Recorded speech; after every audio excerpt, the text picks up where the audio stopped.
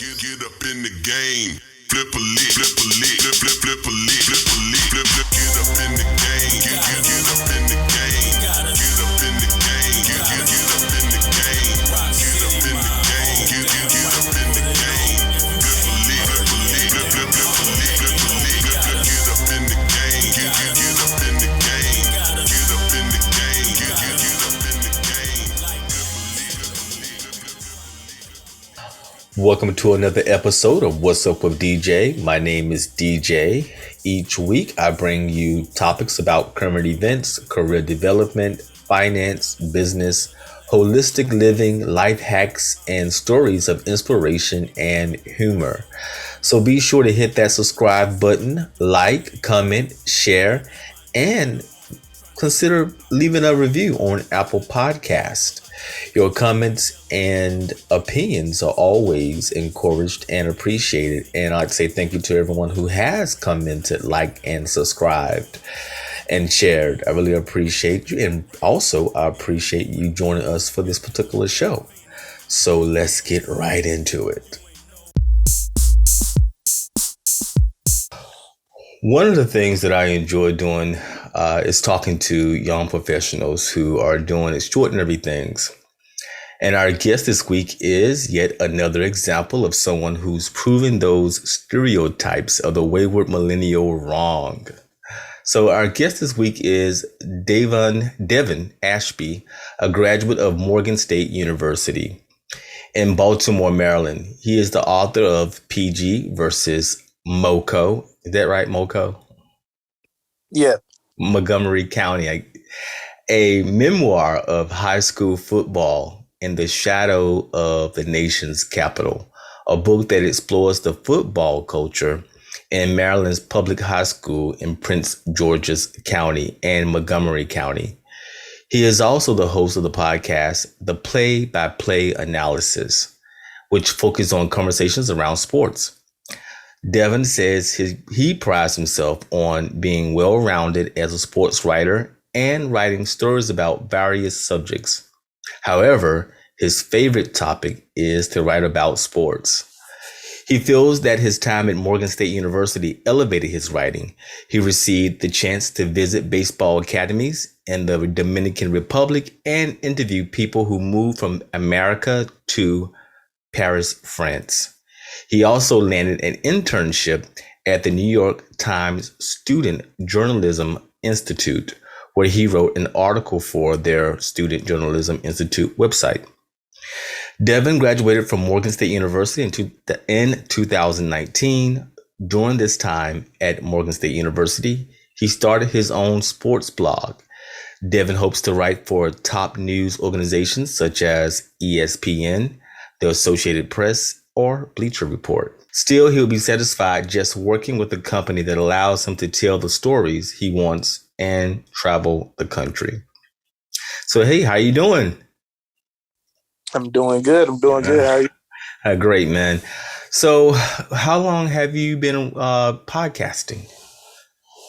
So, I started at the end of 2019 and into 2020. So, about coming up on almost 2 years now. Wow, man. I've been listening to some of your podcasts and I can really tell you definitely know your sports inside out. Yeah, I try to make sure I do my research and stuff. Yeah. And also I see you're a Raiders fan. Oh, no. That's just a shirt I had. I root for the home team. I root for Washington football team. Okay, I feel you. You. Well, I've never been really a big sports fan, but I admire anyone who is out there doing their thing. I mean, when I was in my 20s, I was trying to sort of figure out how was I going to get to whatever it was, the destination I was going to get to. I didn't know if I was going to be a therapist or an entrepreneur. I didn't know really or how I was going to get to that destination. I was fresh out of the military. So it's trying to piece it together. So it's great when I see people who have already sort of gotten that sort of figured out and they're already on that path to, reach their goal. Yeah. For me, it was, even if I haven't necessarily figured out the direction, it is still kind of some things I kind of knew what I wanted. But it was a process, I guess, because like coming out of high school, I wasn't sure. Like when I went to college, like I wanted to play sports. But obviously, college is a business. It's a little different than in high school, where everything's more so for fun and for the love of stuff. And so I figured that out pretty quickly. And so I was like, well, I want to stay around sports. I want to find a way to stay around sports in general. And I always was a good writer. Like I always got A's on all my papers and wrote really good essays and things like that in high school. So I'm like, why not go the sports journalism route? You already know about stats and you can rattle off who had this many touchdowns and that type of thing. So stick with that route. And then that's kind of what I did when I got to Morgan. So I did that and found different ways, wrote for my school paper, did different things, got the experience like interviewing and stuff. And then like the older I got and the more experience I got, then I started getting more confident in my ability to do my own projects. And then that's how I started a blog originally, which I don't really do anymore, but I started there. Then it turned into writing like freelance stuff, which is how I ended up writing for ESPN and then interning with New York Times. And then from there, I always thought about podcasting, but it was never front and center because I was more of a writer. But then, obviously with this industry, everything has changed into digital. So you got to keep up with the times. Right. So eventually I found this app called Anchor, which you basically everything is handed to you for free. Like, the editing software, the background music, all that stuff is right there for you. And it's easy and efficient. So I use that. And then here we are 2 years later. Wow, that's awesome, man. I started I'm on Podbean now, but I was doing a podcast on Anchor when before I started with Podbean. And one thing that I liked about Anchor was they pay you like for ads. You do your own little ad or whatever, and then they pay you a couple of pennies for every time someone listens. So that I did like about Anchor. So Podbean, you have to pay them. Oh yeah. Well, I'm really excited about. I like podcasting. I've been listening to podcasts for a really long time. As soon as Apple started putting the ability to listen to podcasts on their platform, I immediately started listening to it. And there wasn't like a whole lot of stuff out there that I found interesting. And a lot of the big companies that are now like NPR and all these other big companies are sort of have taken over in terms of podcasting. But I would listen to before any of those companies, started, seeing that as a big avenue or a money stream. But now everybody has a podcast now, but they say most podcasts, people do 1 or 2 or 3 episodes and that's it. So I see a lot of those out there. But when I see someone who has 100+ episodes like you do, and especially in just less than a year, I think that's pretty impressive. It means you're serious. Right. Yeah. It was something else. I had to I know friends who talked about it like, oh, they're going to start one. And then sometimes they don't, life happens. So I can't get on them for it. But they start something and then, they just don't keep doing it. And so I was like, that's just something I couldn't do. It's something I had to keep working at, especially if you really wanted to gain attention and traction and stuff. And then when I found out you could make a little money off of it, that's cool. So even if it is a few pennies, that adds up. Yeah, it does add up, and then as you continue moving forward and you gain a larger audience, then those pennies turn to dollars, so so yeah, it definitely gives you, like you said, it gives you visibility, and I think that definitely in the route that you're going, it definitely shows that you have tenacity. And it also shows that, for the field that you're in, it definitely speaks to journalism because what you're ultimately, that's your goal. Right. And then that's how the book came along as well. So let's talk about the book a little bit. So, and you're gonna have to help me along through it because, like I said, I'm not a sports buff. So Right. you're gonna have to help me. So can we find your book on Amazon.com? Yeah. So it's through this program called KDP through Okay, Amazon, where to Kindle. you can post your book on or your manuscript on there, and then you get somebody maybe to make you a cover, or you can make one through them. But either way, you post everything, and then they give you the electronic copy, which people can get on Kindle, and then Okay. you get paperback copies that people can get as well. And Yeah. the only part you got to worry about is writing the book itself. Amazon handles everything else. Yeah. I They have my they book take on a cut. Amazon too. Yeah, I Yeah, have they my, take a cut too, unless your thing is copyrighted, then you get more. But yeah. yeah. Okay. Well, I didn't know that if you get it copyrighted, you get more money. I didn't know that part. Yeah. So it's something I got to think about doing, Yeah.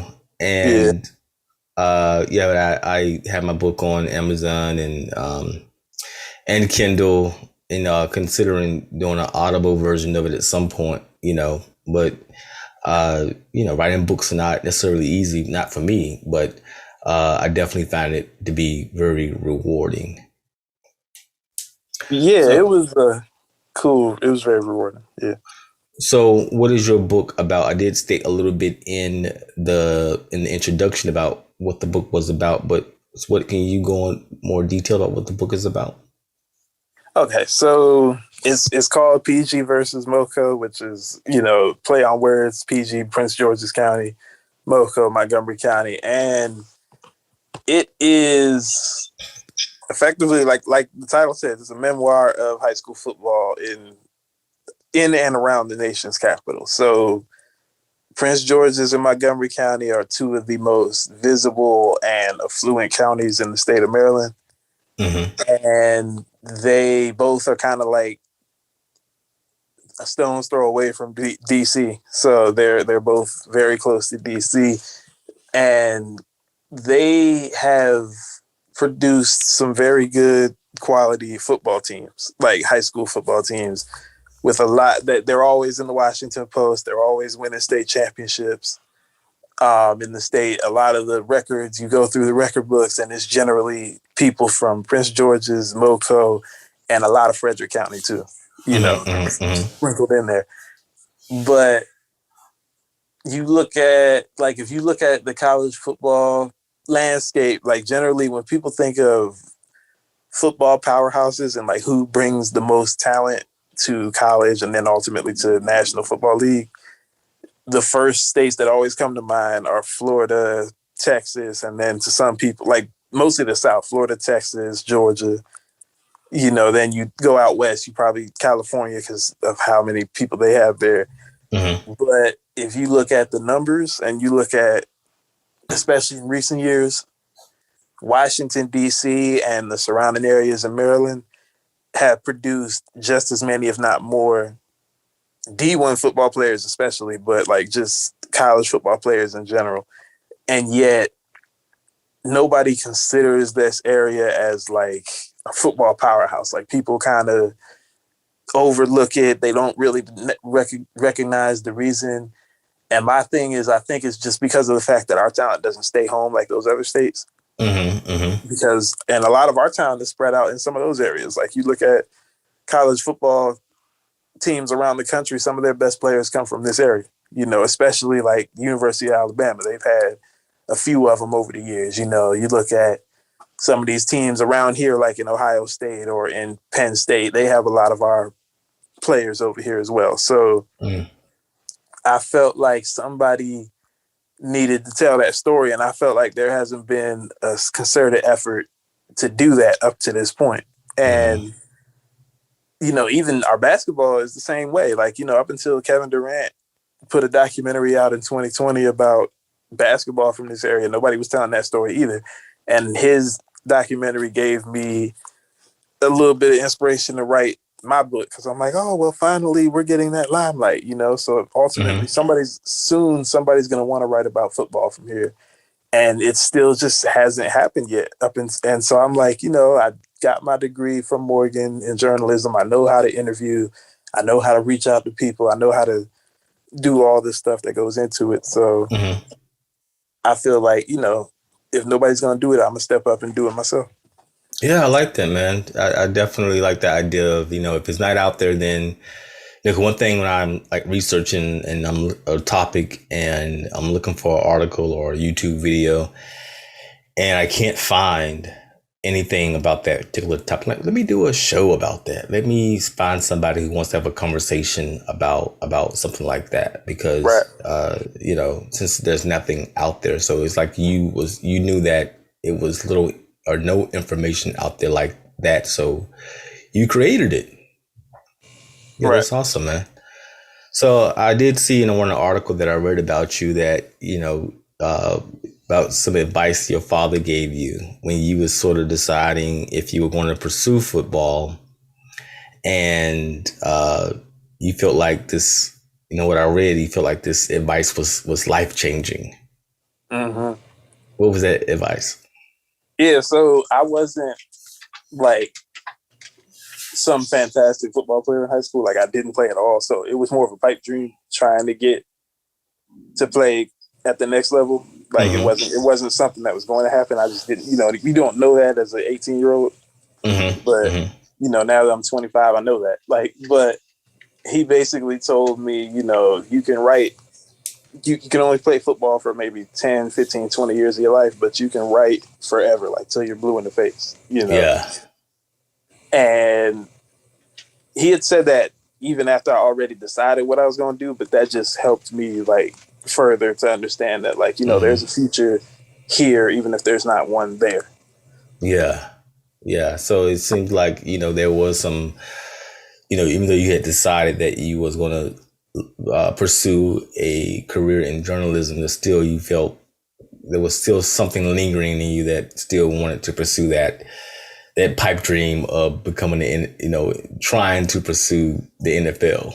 But your father was like, let me just let's close out any kind of those kinds of pipe dreams. Let's put a hold on all that, So so it's good to have that kind of advice. So you would consider your dad to be one of your greatest mentors?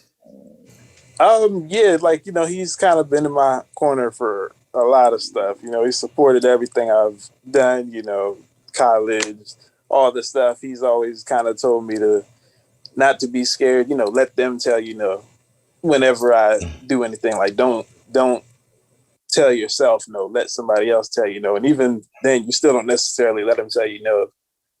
But it's better to try something and fail than not to try it at all. Yeah, I like that. I like that explanation. Let them tell you no, and instead of not trying at all, it's assuming they're going to say no. You find out for yourself what they're going to say, and then even if the answer is no, it doesn't mean that somebody else is going to say no. The next person maybe yes. So yeah, that's great advice, man. So who are some other people that have mentored you that has been sort of gotten you to where you are, and sort of, have you on the right path? I definitely say my grandfather and my grandmother. They both have been very supportive and influential in a lot of the things I'm doing. My grandfather being in the same field as me, he's, done his best to lead me to people in the business, even like, people that he came up with, people that he's worked with. So that's been helpful, and, like helps me pay for stuff like National Association of Black Journalists conferences and things like that. So definitely I would say my grandfather. And then of course I got my friends who work in the field and stuff who, nudged me and led me in different directions. And I definitely credit Morgan State a lot. Just some of the opportunities I've gotten in my life just probably would not have come about without going to Morgan State. So the people I've met there have been a huge help as well. Yeah, I can imagine, man. I mean, so is your grandfather, is he in journalism, or he's just one of those just diehard supporters that can help you say, hey, is your grandfather in journalism? Yeah, he's more so on the production side of things. Mm-hmm. Like he's a television director, so he's the one that directs like the cameras and stuff. When you're watching TV and you see cameras, like Mm-hmm. certain shots, he's the person telling them, "Oh, ready, camera 2, take 2." Like he's that guy. Mm-hmm. It's great, man. It's great to have somebody in the business that can definitely help you and sort of guide you, make you understand better. Because I think the world of television is not something that's easily understood, especially by everyone. So it's good to have somebody that can sort of tap the shoulder of others and help you along your way. So that's great, man. So I know a lot of times when you're young and you're trying, you have a bright future ahead of you, Mm-hmm. and a lot of kids get involved in they just in the crazy situations, and they get bogged down, and they're good kids. It's just that they get bogged down by peer pressure. So how have you been able to pursue your dreams and not get into that peer pressure thing or get sidetracked by people who may not have the best, I won't say the best intentions, but they're not on the path to meet their goals? Well, it's been a little difficult at times, just because things when you come out of school aren't always the smoothest. Mm-hmm. So for me, I just kind of keep myself busy. Like Mm-hmm. that's why I started the podcast. That's why I do some of the other things I've done, just to keep making content and keep having stuff to put out there, so that I'm always staying sharp and staying on top of things. Mm-hmm. And it's just kind of keep it pushing. Because you figure like it's not going to be easy, obviously, and this career path that I've chosen is not an easy one to get into, but anything worth having ain't gonna come easy. So you can't Right. just fold when you can't fold under pressure. You gotta keep working and keep feeling like something's gonna change, and you Right. just gotta keep doing stuff for yourself until that day comes, so that you have something to show people. Because that's kind of Yeah. always the thing I was always getting, is that, oh, you don't have enough experience. That's what people always tell you. So obviously you got to go out here and find experience. Mm-hmm. Yeah, exactly. I believe in creating your own, um, you know, experiences. So if, let's say, everyone is saying to me that you don't have the experiences, and they're not sort of inviting me into their house. So like, I'm going to build my own house. I build my Right. own. So I definitely like that idea. And the thing that I tell myself whenever, I'm pursuing something, and there's always some doubt, even if it's just a little bit. I always tell myself, if I don't pursue it, then 100% it's not going to happen. But if I do head in the direction of my goals, at least there's now the possibility of it happening, But ultimately, Right. if you don't, then you can say that's 100%. It definitely is a no-go, and every individual who has succeeded, that, they had to start from somewhere. Right. Right? They Yeah. went from no experience to having some experience. So everyone has to, at some point, regardless of how great they become, they have to start at some point with no experience. So Right. that's not a deterrent to me. Someone saying you don't have any experience, that means nothing. It's like, well, great, give me experience. Right. Pretty much. And I have friends who have done things, like they have written books themselves, and they have podcasts, and you got others who design clothes and have businesses and just do all these amazing things themselves. So it's not like I'm around people that aren't doing anything. So it's, you feed off of them too, because they motivate Mhm. you to better yourself, because, do all these things. And so here you are in your corner, like, what are you doing? So that helps as well. Yeah, it's good to surround yourself with like-minded people, because one thing that I find is that what motivates me is being around others who are also motivated, and, it rubs off on you. Right. So yeah, that's very, very good advice. So where do you see yourself in 10 years from now? Honestly, I don't know really. But I do know that I want to be writing and doing things in the sports world. Hopefully this podcast is still, very much a thing and taking off and just having a bigger audience than it currently has, and just in a comfortable place where I can kind of look back at this moment in my life and be like, man, what was I worried about? Mm-hmm. I want to be somewhere where I'm just like, oh man, I reached all of my personal life goals and different things. So yeah. One thing that I do, I ask myself whenever I say what I want to be, and I always ask if I could remove any fear. If I had found a genie in the bottle, and I could have whatever it was that I want, where would that be? Without all that, this, and sometimes we have all these other things that sort of makes us feel like, I don't know, but it's like, what would your ideal place you would want to be if you didn't have all that minutia in the way? And sometimes that helps me to sort of picture out my ultimate vision. So yeah. But still, that's good that, you're thinking about that and you're considering that, so that, because the end goal is always, something that you want to keep at the forefront of your mind. We don't know how it's going to unfold or how you're going to get there, but having that end goal, knowing what that is, I believe definitely impacts you on getting there. Right. Yeah. Definitely. Yeah.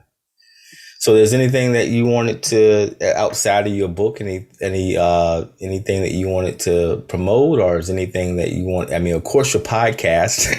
Right, yeah. Definitely with the podcast. We're on Apple, iTunes. Well, no, that is Apple. We're on Apple, Spotify, Google, pretty much anywhere you get your podcast, we're there. And usually it's me, and I have just rotating guests. So, and the podcast is named the Play-by-Play Analysis. Yeah, it's named after my because that's my line name, because I'm in a fraternity, so that's my line name was Play-by-Play. So, okay, cool. I just used that and turned it into this. Yeah, I like that. So it means something, and I like that. When I was living my podcast, I didn't know what I was going to. I had several different names, and I threw them out there, and everyone like, "What's up with DJ the best?" So I went with that. It was like the first thing coming up. I was just like trying to think, what would I name it as? Like, I just started writing anything down. I think the first thing I wrote down was "What's up with DJ," and that's the one everyone liked the most. I'm like, okay, well, I'll go with that. So it's stuck. And it is what it is. Yeah, definitely. But I release episodes every Wednesday. I think I'm gonna take a break this week, but starting for the month of October, I'm doing a special series to honor my alma mater. So I know everybody look out for that, because that's gonna be. I really plan to have fun with that one. So. Oh, cool. Well, I'll definitely leave the link down in the show description. This podcast is also on YouTube, so I'll leave it down in the show description there, and also on this podcast is also everywhere as well, on all platforms. So if you're looking at the show description for this particular podcast or this show, you will see the links to find the Play-by-Play podcast. So thank you for being a guest, man. I really appreciate you having and being here and joining me. And make sure you tell your grandmother I said hello. Got it. and we have some great conversations. She's a great person. I really have learned a lot from her. Yeah, me too. And the times that we've talked. So she's a great person. Right. Yeah, I definitely learned a lot from her as well. Yeah. All right. Well, take care, and hopefully we'll have you back. And as your career progresses and you got your own show on ESPN, and maybe I can be one of the guests on your show. Yeah, definitely. We'll make that happen. That's our show for this week, and I'm so happy that you stayed to the end. Please join us next week for another episode. And in the meantime, you can always email me at dj@djcareercoach.com. Again, that's dj@djcareercoach.com. I'll leave the links to my social media in the show description. And remember to subscribe, like, comment, share, and leave a review on Apple Podcasts. Until next week, bye.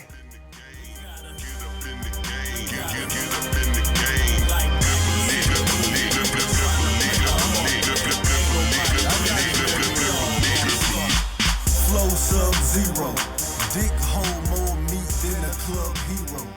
Gear torpedo like a bomb from a Creole.